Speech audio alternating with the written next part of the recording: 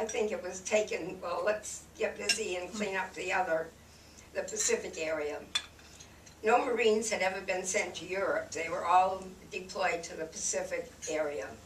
So the focus was on finishing that up as quickly as possible. And then because of the atomic bomb, we did have BJ Day, and that was really a cause for celebration. We were lucky to be sent, we were able to go to LA and mingle with the crowds and the laughing and the singing and the kissing and the hugging, and it was just an unforgettable experience, and I was so glad to be part of it. The next thing was being discharged. It was on a, first in, first out basis. And so we weren't that eager to leave California. Thoughts of going home, of course, were there, but we knew what we were going back to. You know, the life of a 1940s woman was not much career, no careers. Going home to settle down to marriage and a family, and we weren't really quite ready for that yet. We loved being out in the West. We had no hopes of returning there once we got back to the East Coast. There was so much yet to see. So 3 other gals and myself decided to hitchhike across the West. We sat down, made ourselves rules and regulations. There'd be no thumbing. We'd be very respectful of our uniform. And we wondered who would stop and pick up 4 Marine women with ruptured ducks and their lapel. But we did okay. It was a great adventure. We met some wonderful people. We never hit a problem. There was no waiting. We'd get out on the main road from any town that we happened to be in, and minutes later a car would stop, and usually with just one person in it, because after all there were 4 of us to get in. I think we had a short wait in Reno because that was the Las Vegas of our time, and I think there were probably a few people who had overextended themselves and had to hitchhike out of them. But anyways, we went from LA to San Francisco, up to Yosemite, down to Reno, Denver, Salt Lake City. We hit them all, and it took us about 4 weeks to reach Chicago. And that was a sad thing. We parted from each other in tears. We were pretty sure we would never all be together again. And we picked up our train tickets, and we went home to domesticity. Thank you.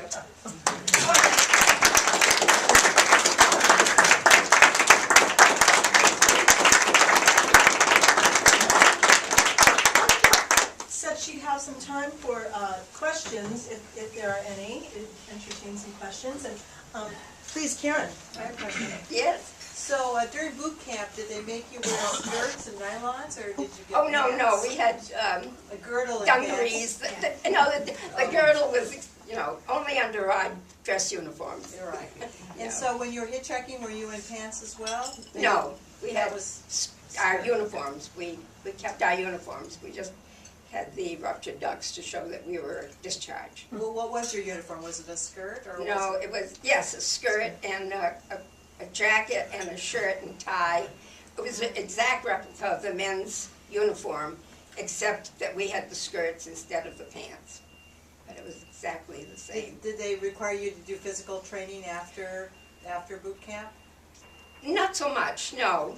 I remember in El Toro, which was kind of a country club, we even had a swimming pool.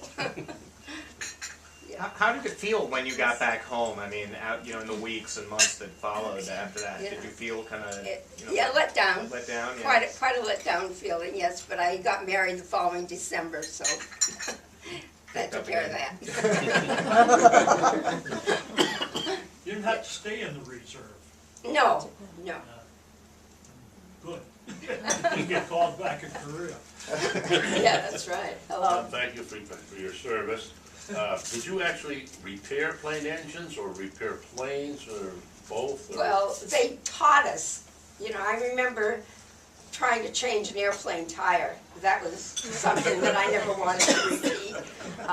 No, it was mostly, they taught us, but we never, as I told people, you know, thank God the war ended before I added to the casualty list. I really didn't feel that well prepared, really, to put somebody's life on the line.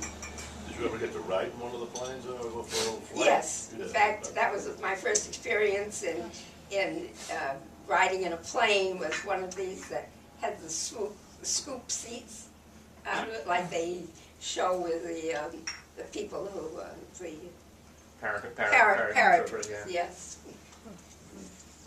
Did you keep in touch with the other three women you? You know, Christmas cards. That was about it. Unfortunately, we all scattered in different directions. Yes. Yeah. I have a question, if I might. If you were a young woman today and you were bored, what would you do?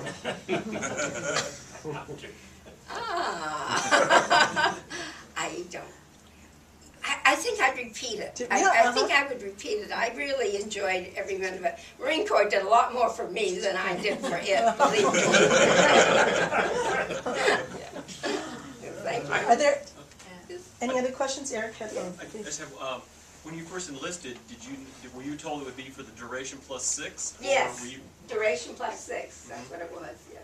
so you had no idea how long you'd be in because at that point. At that point, we didn't know. There was another Very quickly, I just, the photograph, which I'm going to email around because I still have it, of you in the cockpit of a plane. What kind of plane was that? That was a Gruen something rather. There was the Greenfield Reporter. I saw Georgette speak about a year ago at a Veterans Affairs shindig in Shelburne Falls, and a veterans day shindig in Shelburne Falls, and they had a picture of Georgette in the cockpit of a plane that literally could have been on the cover of a magazine, and I neglected to bring it, but I'm going to circulate it by email, send it to John, and John can send it around. It's just great photo. I'll put it on the website. Thank you. Yeah, dude. Thanks a lot. Thank you again, Georgette.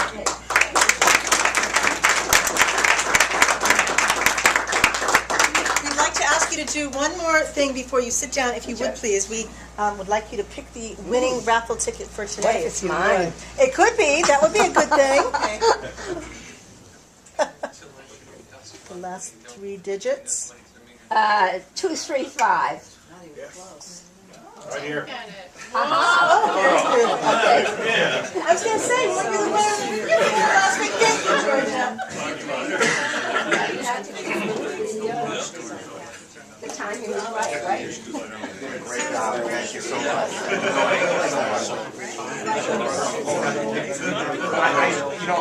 Well, not that, not just Oh, and just the picture. That's what I can't. I'd be happy to go. Did you do it? Yes, we're going to. Okay, we're going to make it official. Thank you all. Have a great afternoon. Oh, wait, there's no, one announcement. Thank you. There's no meeting on the 13th, which is the day of the party, so I just want to make that announcement Just a round table. for your calendars, a round table. The Christmas party is the meeting. Right, the Christmas party is the meeting. So, with that, have a good afternoon. Meeting adjourned. Thanks again. Thanks for making